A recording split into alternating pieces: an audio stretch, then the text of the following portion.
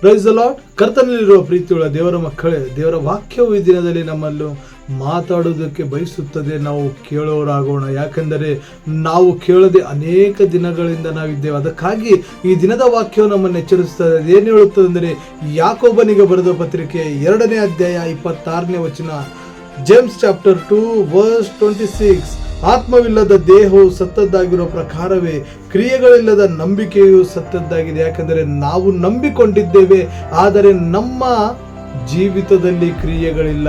ನಾವು ದೇವರಿಗಾಗಿ ಮಾಡಿದ ಒಂದು ಕ್ರಿಯೆ ಇಲ್ಲ.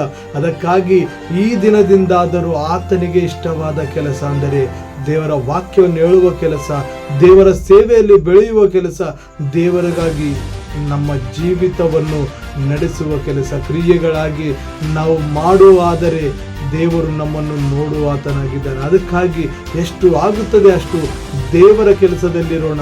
ದೇವರಿಗೆ ಕ್ರಿಯೆಗಳಿಂದ ದೇವರು ನಮ್ಮನ್ನು ನಂಬುವನಾಗಿದ್ದಾನೆ. ಅದಕ್ಕಾಗಿ ಕ್ರಿಯೆಗಳಿಲ್ಲದೆ ದೇವರು ನಮ್ಮನ್ನು ನಂಬುವುದಿಲ್ಲ. ಅದಕ್ಕಾಗಿ ನಾವು ಸತ್ತವರಾಗಿದ್ದೇವೆ ಅಂತ ಆತನು ಹೇಳುತ್ತಾನೆ. ಅದಕ್ಕಾಗಿ ಈ ದಿನದಿಂದ ನಮ್ಮ ಜೀವಿತದಲ್ಲಿ ಕ್ರಿಯೆಗಳನ್ನು ಮಾಡುತ್ತಾ ದೇವರನ್ನು ಮೆಚ್ಚಿಸೋಣ. ದೇವರ ವಾಕ್ಯವನ್ನು ಆಶೀರ್ವದಿಸಲಿ.